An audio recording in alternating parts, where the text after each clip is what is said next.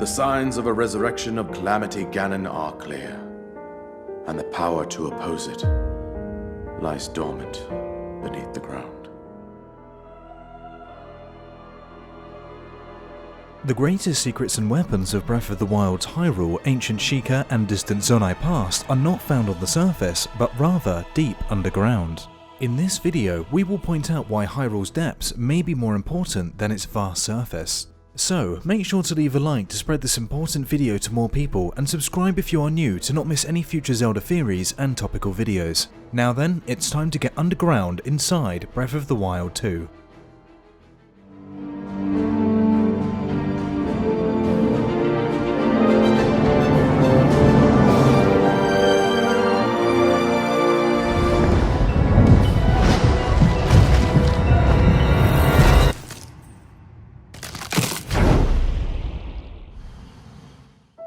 Hyrule, a land of great variety and diversity, with stunning nature, settlements, and sinister enemies that will tear you apart shortly after leaving the Shrine of Resurrection. But what is left to discover on the surface of Hyrule? For those of us who have put hundreds of hours into Breath of the Wild and the landscapes of the country, not so much. The situation, however, turns different when we look on the ground. Since in Breath of the Wild there were no caverns, grottos, or any natural underground sections outside of man-made shrines and Hyrule Castle's undergrounds, areas that we have seen in different forms in all Zelda games since Ocarina of Time.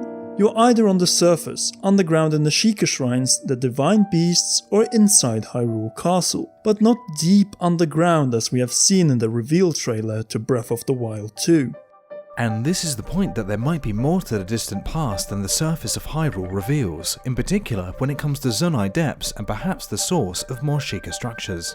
But before we go into the possible underground areas in Breath of the Wild 2, let's go over some of the structures that were either located specifically underground, inside mountains, and even structures that were connected to an underground power source. Most of these are connected to structures that were hidden hundreds of years ago. In future videos we will go more in depth into these, but for now we will point out their existence and resting place for the last 10,000 years. Beginning with the Divine Beasts, which after the first calamity were dug down by the Sheikah of Kakariko in the mountains of Hyrule, as depicted by King Rome's cutscene regarding the preparations for the return of the calamity. The importance of the many secrets hidden underneath Hyrule are evident as the underground searches and excavations were the result of a prophecy.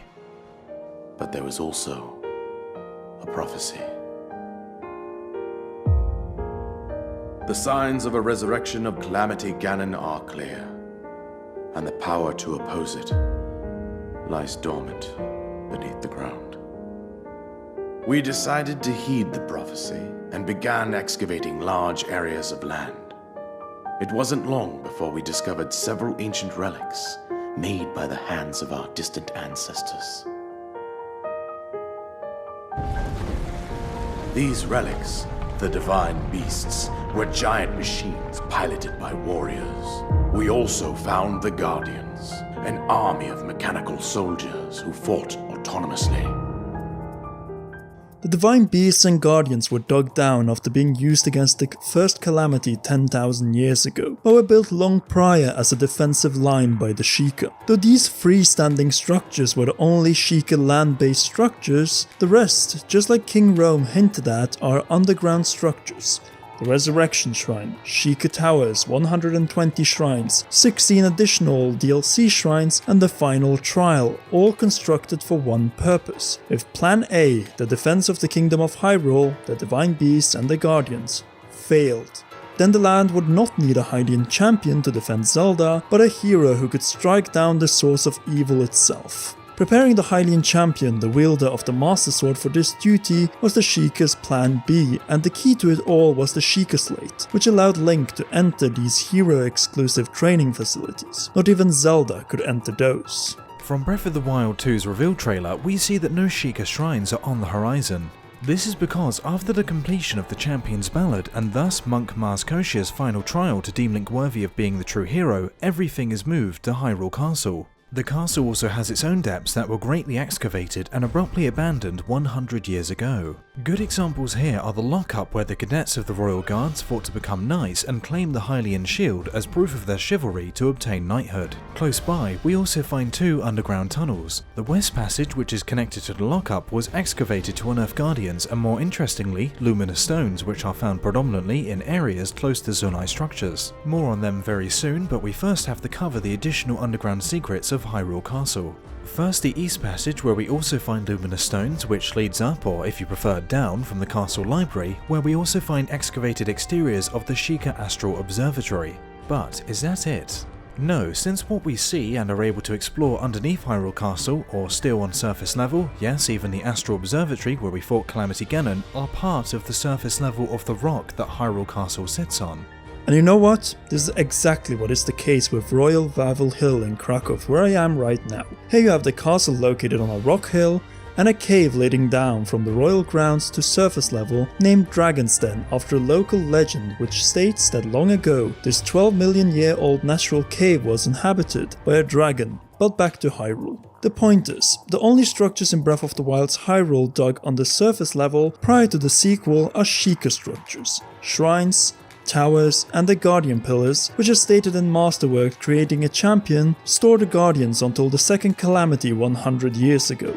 Nevertheless, from the reveal trailer of Breath of the Wild 2, we know that there's way more hidden underneath these areas, as we see Link, Zelda, and Mummy Ganondorf deep underground surrounded by luminous stones, and Hyrule Castle rising above its original level. And in the same reveal we see no Sheikah shrines or any traces of the Sheikah and their structures for that matter. This could obviously be a coincidence, but it does suggest that the Sheikah have played a role and will only point us next to the Zonai and Ganondorf seal in Breath of the Wild 2. The Zonai appear to have been a major civilization until their sudden disappearance, with structures both on the ground and deep underground. The underground sections are illuminated by luminous stones which are said to be the souls of the dead, and despite their strong presence, they are far from enough to enlighten the massive depths that these Zonai-made caves and underground structures consist of. Torches are needed to lead the way and see hazards in our path. But what is more interesting is that even the structure, which looks like an entrance to a dungeon or temple, appears to be placed deep underground. This will make sense if much of the game, and in particular the dungeons, will be located within Hyrule's depths. In other words, the reason why we didn't see any dungeon-like temples in Breath of the Wild is that all of them are hidden deep underground and are all tied to the distant Zonai civilization. That is to say, left abandoned for the last 20,000 years and most likely in a state of decay. And this is another thing that we need to bring up. Since where Sheikah structures and technology appear to be operating as good as new with only some malice and corruption, the Zonai structures appear to be in complete shambles, though still standing. Maybe with the exception of this Zonai bridge where Link and Zelda had to leave behind their trekking animals, provisions, and equipment. This begs the question, since we have Zonai built bridges, roads, temples, and a number of Zonai structures on the ground, what if there's a whole world down there waiting to be explored, just like Hyrule on the surface? Say that at some point the Zonai were forced underground and built a new civilization here, similar to what the Twilight did in the Twilight Realm after being banished from Hyrule. So perhaps we have a completely new world to look forward to inside Breath of the Wild 2 after all. Only instead of extending the current map of Hyrule, we go underneath it and explore a set of caverns, ridiculously old structures, temples, and so much more. But will Breath of the Wild 2 then only explore Hyrule's undergrounds? No, we think it will also add new purpose to the surface of Hyrule, and I will be traveling between the distant past Zonai depths and recovering Hyrule above.